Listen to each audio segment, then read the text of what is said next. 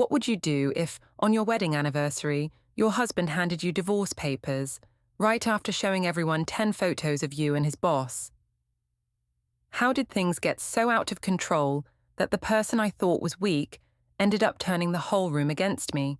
Can one little mistake really ruin your whole life in a single night? I'm Morwenna Hale, and I thought I had everything under control. I thought my husband Elliot was too passive, too weak to ever stand up to me. I was wrong, dead wrong. The morning of our 10th anniversary started like any other day in our suburban home. I stood in the kitchen, checking my phone while Elliot made coffee in that methodical way of his. Everything had to be perfect for tonight's party. I'd invited both our families and close friends to celebrate our happy marriage. "Did you pick up the flowers?" I asked, without looking up from my screen. Adrian had texted me again, something about tonight being special. My heart raced as I quickly deleted the message. "Yes, they're in the dining room," Elliot replied quietly. He'd been distant lately, more withdrawn than usual. Not that I minded, it made things easier. "Good. And you remembered to get the wine I specifically asked for. Not the cheap stuff you usually buy." Elliot paused, his coffee mug halfway to his lips. "I got the Pinot Noir from that place downtown, the expensive one." Finally, I rolled my eyes. You know, most husbands would take initiative without being told exactly what to do. Our 8-year-old daughter Sadie wandered into the kitchen, still in her pajamas. She looked between us with those big, worried eyes she'd been wearing lately. "Are you and Daddy fighting again?" she asked softly. "We're not fighting, sweetheart," I said, forcing a smile. "Daddy's just being his usual forgetful self. Go get dressed for school." After Sadie left, Elliot set down his mug with a sharp clink. Was that really necessary? In front of her? "What? Telling the truth?" I grabbed my purse and keys. "Maybe if you paid more attention to details, I wouldn't have to manage everything myself. Some of us actually care about making a good impression." Elliot's jaw tightened, but he said nothing. Typical. This was exactly why I'd found comfort elsewhere. Adrian would never just stand there and take it. Adrian had fire, passion, ambition, everything Elliot lacked. At work, I spent the morning coordinating with the caterers and double-checking every detail. My phone buzzed constantly with messages from Adrian. He was Elliot's boss at the financial firm downtown, and our relationship had started innocently enough 6 months ago. Late nights at the office, shared complaints about difficult spouses, one thing leading to another. "Can't wait to see you tonight," his latest text read. "Even if I have to pretend to celebrate your marriage to that boring husband of yours." I quickly typed back, "Be careful, act normal. After everyone leaves, we can talk about our future." The affair wasn't something I'd planned, but Elliot had driven me to it with his emotional distance and lack of ambition. Adrian understood me. He saw my potential, appreciated my intelligence. With him, I felt alive again. My phone rang, Elliot's mother, Joan. "Morwenna, dear," her voice dripped with false sweetness. "I wanted to confirm what time you'd like us there tonight." 7 sharp, I said. "And please, try to be supportive. This is an important night for Elliot and me." "Of course," Joan replied, though I detected something cold in her tone. "We wouldn't miss it for the world." Joan had never liked me. She thought her precious son could do better, that I was somehow beneath their family. Tonight would prove her wrong. I'd show everyone what a devoted wife looked like. By afternoon, I was back home setting up decorations.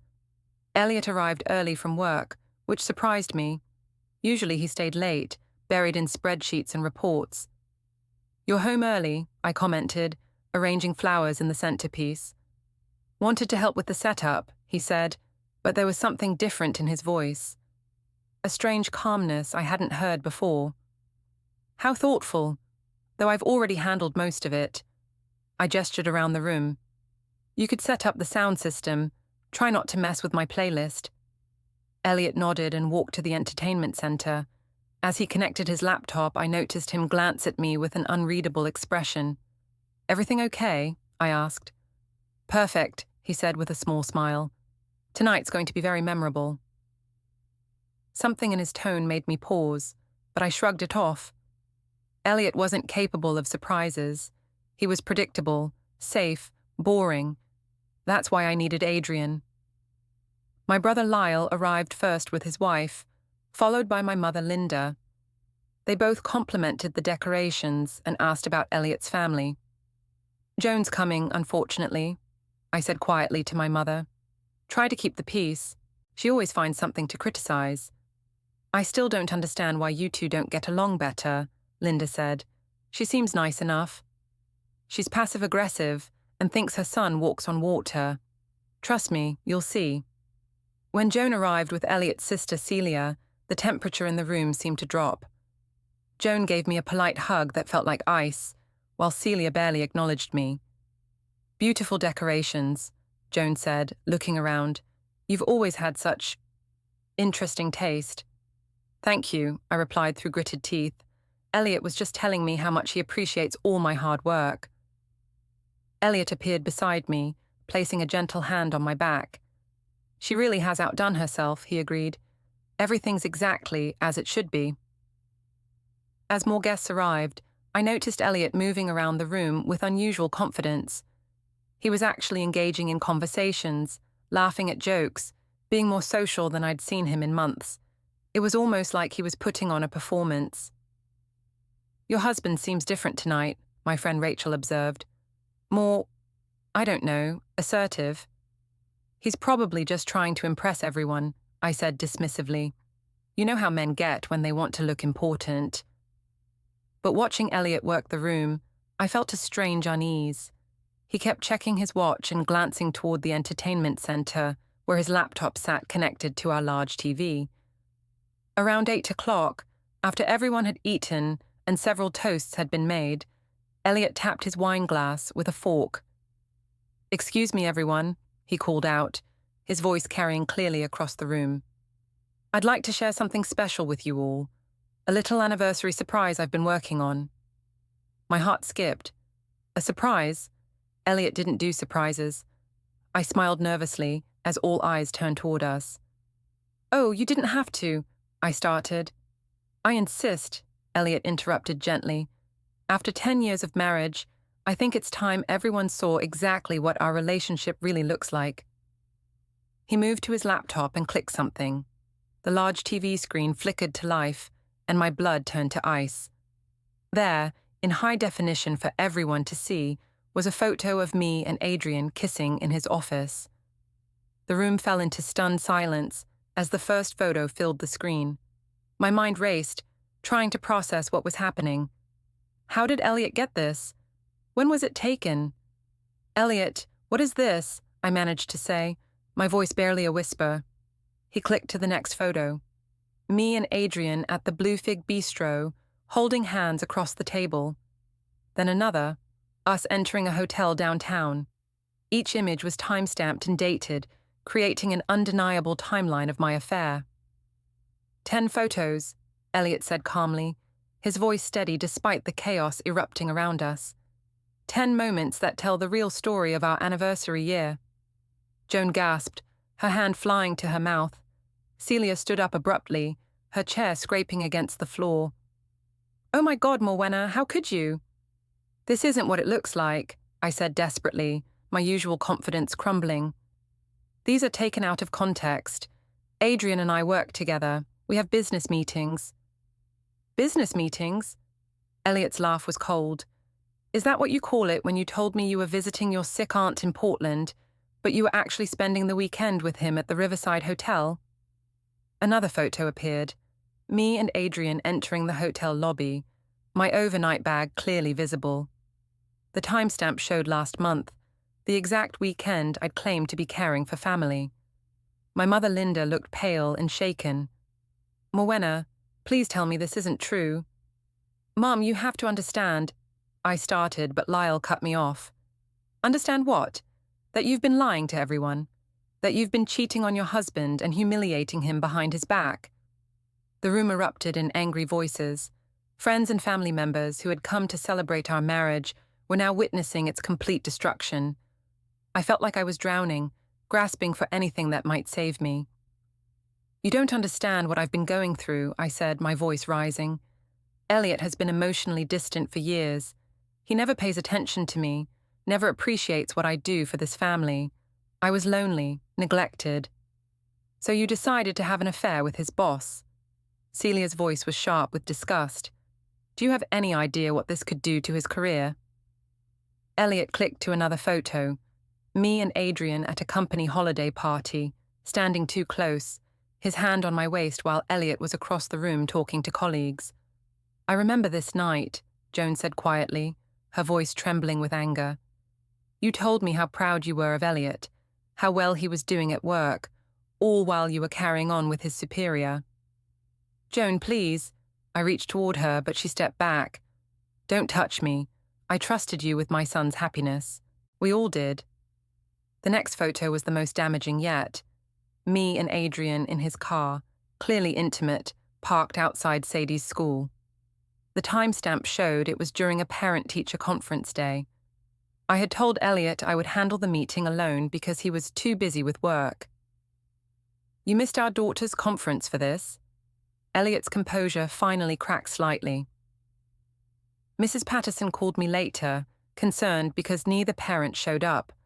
I had to reschedule and take time off work to meet with her teacher." "I can explain that." "No more explanations." Elliot's voice was firm. "No more lies." He reached into his jacket pocket and pulled out a manila envelope. "I think you'll want to read these privately, but since we're sharing everything tonight..." My hands shook as I opened the envelope. Inside were legal documents, divorce papers, custody petitions, and a restraining order preventing Adrian from having any contact with Sadie. "You've been planning this," I said, the reality finally hitting me. "This whole party, this whole evening, it was a setup." "It was justice," Joan said firmly. "My son deserves better than a lying, cheating wife who humiliates him publicly while pretending to be the perfect family." I looked around the room at faces that had once been friendly, supportive. Now they looked at me with disgust, disappointment, and pity. Even my own mother couldn't meet my eyes. "I want everyone to leave," I said desperately. "This is my house too, and I want you all out, now." "Actually," Elliot said quietly, "you should read page 3 of those documents.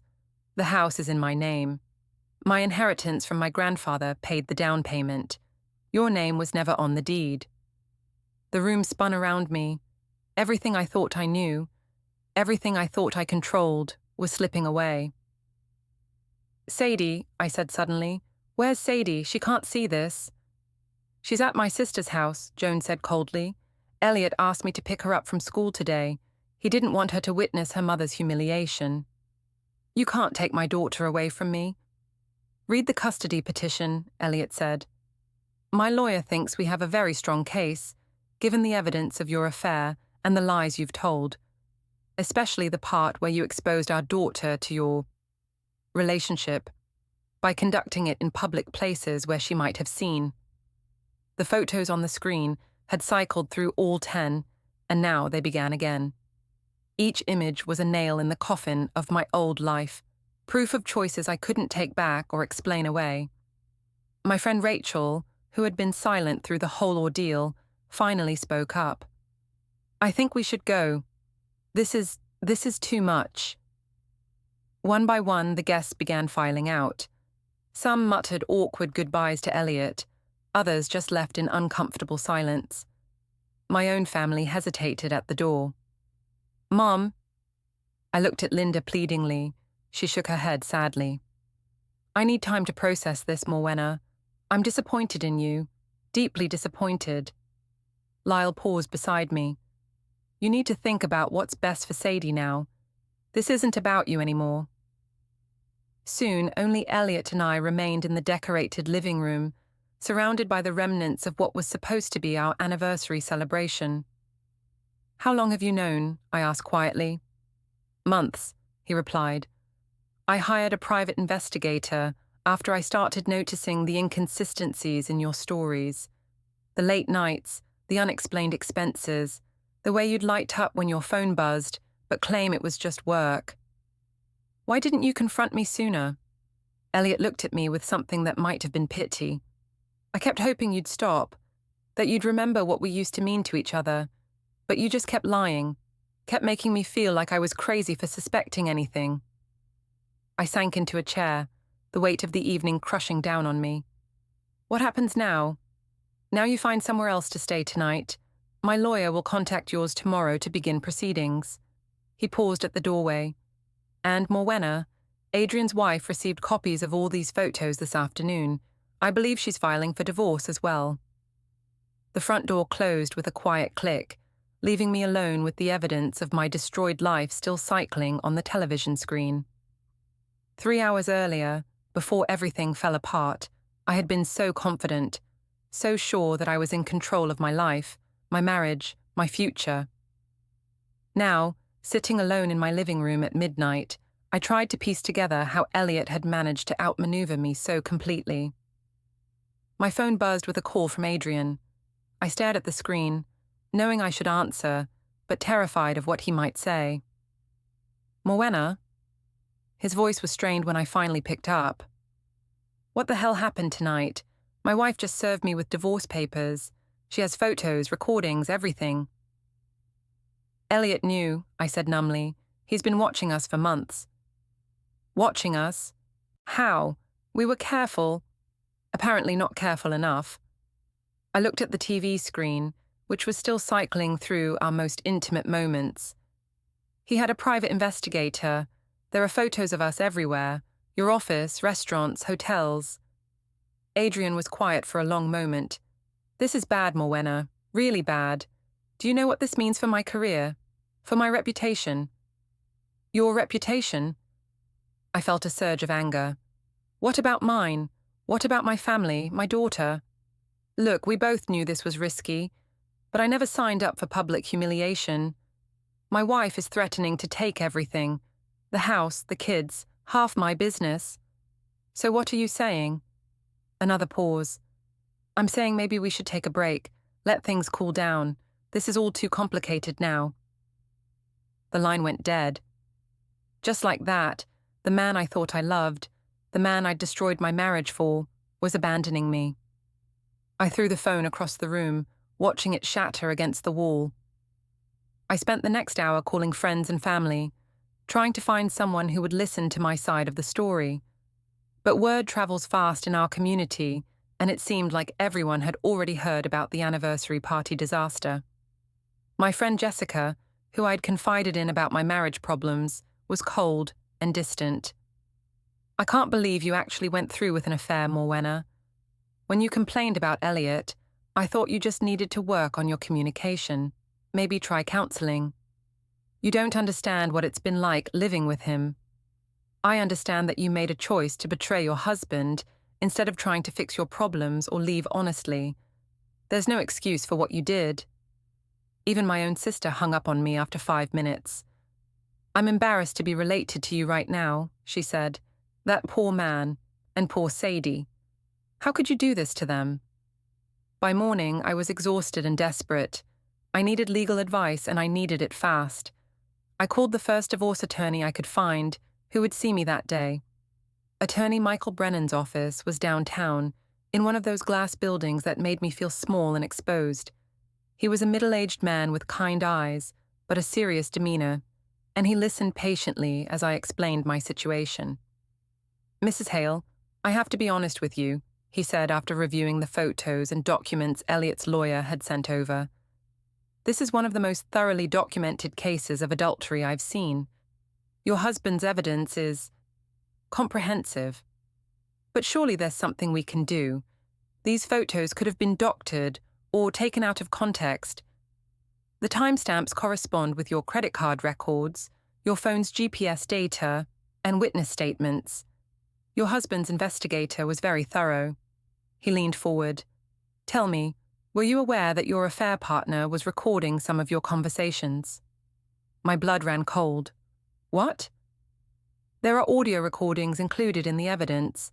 Conversations where you explicitly discuss your relationship with Mr. Keene and make disparaging comments about your husband. I remembered the day at the Blue Fig Bistro when Adrian had been acting strangely, checking his phone constantly, seeming nervous. Had he been recording me even then? Why would he do that? My guess? He was protecting himself. If this affair ever came to light, he wanted to be able to claim you were the instigator, the one pushing for the relationship. The betrayal hit me like a physical blow. Not only had Adrian abandoned me when things got difficult, but he'd been gathering evidence against me the entire time. What about custody of my daughter? I asked desperately. Surely they can't take her away from me just because of an affair. Mr. Brennan's expression grew more serious. Mrs. Hale, the custody issue is complicated. Your husband has documented evidence that you lied about your whereabouts on multiple occasions when you were supposed to be caring for your daughter. There's also evidence that you conducted your affair in public places where your child could have been exposed to inappropriate behavior. He showed me a photo I hadn't seen the night before, me and Adrian kissing in the parking lot of Sadie's school, taken through a telephoto lens. In the background, barely visible, was Sadie herself walking toward the car. "Oh God," I whispered. "She saw us." According to the investigator's report, she asked her father why Mommy was hugging the man from his work. Your husband apparently told her you were just saying hello. The room felt like it was spinning. Everything I'd done to justify my affair, my loneliness, my need for appreciation, my desire for passion, suddenly seemed selfish and destructive when viewed through the lens of my daughter's innocence. "There's more," Mr. Brennan continued gently. "Your daughter's teacher has provided a statement about your increasing absences from school events and parent conferences. There's a pattern of neglect that could be very damaging in a custody hearing. I never neglected Sadie.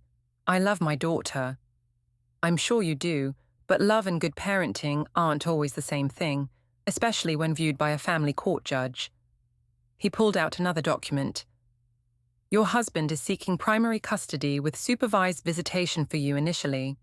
He's also requesting that Mr. Keene be prohibited from having any contact with your daughter." That's reasonable, I suppose. I never wanted Adrian around Sadie anyway. "Mrs. Hale, I need to ask you directly. Is there any evidence of Mr. Keene having inappropriate contact with your daughter? Any time he was alone with her or made her uncomfortable?" "No," I said quickly. "Nothing like that ever happened. Adrian barely acknowledged her existence." "That's actually good news. If there had been any suggestion of impropriety involving your child, this case would be much worse for you." We spent another hour going through the evidence and discussing my options. None of them were good. Elliot held all the cards, the house, the documentation, the moral high ground, and most importantly, the sympathy of everyone who mattered. "My advice," Mr. Brennan said finally, "is to cooperate fully with the divorce proceedings. Don't fight the custody arrangement initially. Focus on proving that you can be a stable, reliable parent going forward. Maybe in a year or two, we can petition for increased visitation or shared custody." "A year or two? I can't go that long, barely seeing my daughter." "Mrs. Hale, you need to understand something. Your husband could have handled this much worse. He could have had you arrested for adultery. It's still technically illegal in this state, though rarely prosecuted. He could have filed a civil suit against Mr. Keene for alienation of affection. He could have made this a public scandal that followed you for years. Instead, he just humiliated me in front of everyone I care about. He documented the truth and presented it to people who needed to know. That's not humiliation, that's accountability." I left the lawyer's office feeling more defeated than I'd ever felt in my life. Everything I'd built, my marriage, my family, my reputation, was gone. And the worst part was that I had no one to blame but myself. The next few weeks passed in a blur of legal meetings, awkward encounters, and the slow realization that my old life was truly over. I was staying at a small apartment across town, seeing Sadie only on weekends under the supervision of a court-appointed monitor. The supervised visits were humiliating. A social worker named Mrs. Chen sat in the corner, taking notes while I tried to maintain some semblance of normalcy with my daughter. Sadie was confused and hurt, asking questions I couldn't answer honestly. "Why can't I come home, Mummy?" she asked during our second visit. "Daddy says you made some mistakes, but everyone makes mistakes." "It's complicated, sweetheart," I said, fighting back tears.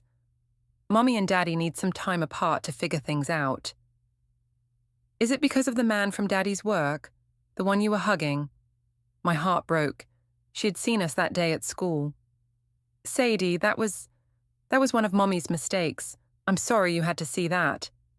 Are you and Daddy getting divorced like Tommy's parents?" I looked at Mrs. Chen, who was writing something in her notebook. "We might be, honey, but that doesn't mean we love you any less. This isn't your fault, and both Daddy and I will always be here for you." It was a lie, of course. I wouldn't always be there for her, not the way I used to be.